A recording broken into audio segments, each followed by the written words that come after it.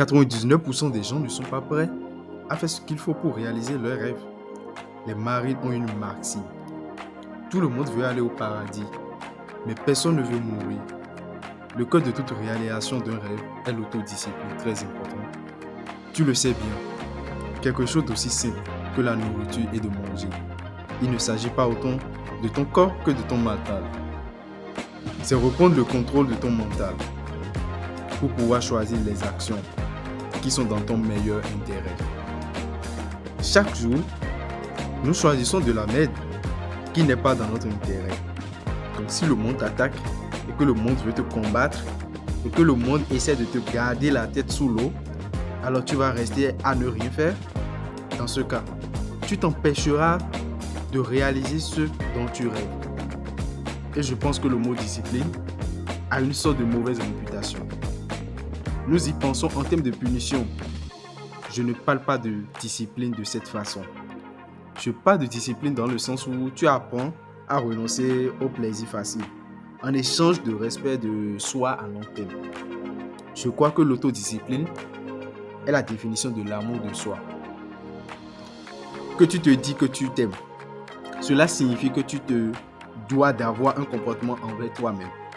Ça s'appelle aimer. L'autodiscipline est au cœur de toute réussite matérielle. Tu ne peux pas gagner la guerre contre le monde si tu ne peux pas gagner la guerre contre ton propre mental. Impossible. L'amour de soi, c'est quand on se dit « Hé mec, je sais que cette fille et toi avez un bon feeling. Je sais que le courant passe bien, mais c'est la copine de ton cousin. Donc je t'aime trop pour te laisser faire ça. » C'est comme si tu te disais « Hé mec, je sais que tu veux manger cette pizza et c'est vrai qu'elle a l'air trop bonne. Vraiment. Mais je ne peux pas te laisser la manger, mon pote. Parce que si tu manges cette pizza, tu vas te sentir trop con, tu sais. Et moi, je t'aime beaucoup, trop, pour te laisser manger ça. » L'amour de soi, c'est « Hey, attends, je sais que tu as un examen lundi. Et je sais que tu veux vraiment sortir avec tes amis. Et que samedi soir, tu veux faire la fête. Mais si tu échoues à cet examen, tu vas être déçu après toi-même. Tu sais, je t'aime juste trop pour te laisser sortir ce soir. » L'autodiscipline est l'amour de soi. Si tu veux être heureux, tu te dois de t'aimer avant tout. Ce qui signifie que tu dois discipliner ton comportement. La route vers le réel bonheur passe par la discipline de ton comportement.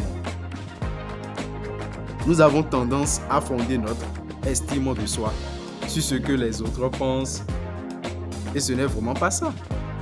L'estime de soi est censée être ce que nous ressentons pour nous-mêmes. Et je veux juste mettre en avant à quel point il est dangereux de permettre à d'autres personnes de décider comment tu devrais te sentir. Et c'est un peu comme regarder dans un miroir brisé. Tu vas regarder dans un miroir brisé, puis changer de visage pour essayer de bien paraître dans cette espèce de pseudo miroir cassé. Et ça reflète juste les opinions des autres. C'est une façon vraiment merdique de déterminer ce que nous ressentons à propos de nous-mêmes. Peu importe de qui est la faute, que quelque chose soit cassé, s'il est de ta responsabilité de le réparer. Par exemple, ce n'est pas la faute de quelqu'un si son père était un alcoolique abusif, tu vois. Mais ce qui est certain, c'est que c'est de leur responsabilité de trouver comment composer avec ces traumatismes et d'essayer de vivre leur vie avec. Ce n'est pas de ta faute si ton partenaire t'a trompé et ruiné votre mariage. Mais c'est à coup sûr de ta responsabilité de gérer cette douleur et comment la surmonter pour te bâtir une vie heureuse. Faute et responsabilité ne vont pas de pair. Ça craint, mais c'est ainsi. Quand quelque chose est de la faute d'autres personnes, nous voulons que ces gens souffrent. Nous voulons qu'ils soient punis. Nous voulons qu'ils paient. Nous voulons que ce soit de leur responsabilité de trouver une solution. Mais ce n'est pas comme ça que ça marche. Surtout quand ça concerne ton cœur. Ton cœur, ta vie, ton bonheur sont de ta responsabilité et de ta responsabilité seule. Tant que nous pointons du doigt et que nous restons coincés dans la recherche d'un fautif, alors nous restons coincés et piégés en mode victime. Et lorsque tu es en mode victime, tu restes coincé dans la souffrance. La voie du pouvoir consiste à prendre ses responsabilités. Ton cœur, ta vie, ton bonheur sont de ta responsabilité et de ta responsabilité seule. Tu peux faire sourire une personne, tu peux la faire se sentir bien, tu peux la faire rire. Mais qu'une personne soit heureuse ou non est complètement, totalement et absolument hors de ton contrôle. La condition préalable pour passer du temps avec toute personne est qu'elle t'inspire et te nourrisse. Qu'elle nourrisse ta flamme. Regarde tes 5 derniers messages. Ces gens-là alimentent-ils tes flammes ou éteignent-ils ton feu? Pose ton téléphone juste une seconde et regarde autour de toi. Regarde les gens autour de toi. Ces gens jettent-ils des bûches dans ton feu ou pissent-ils dessus? Je veux ma vie. Je veux mon travail. Ma famille. Je veux que cela signifie quelque chose. De la même façon, si tu n'améliores pas la vie de quelqu'un d'autre, alors tu perds ton temps. La différence entre talent et compétence est l'un des grands concepts les plus incompris des personnes qui tentent d'exceller et rêvent de réaliser des choses.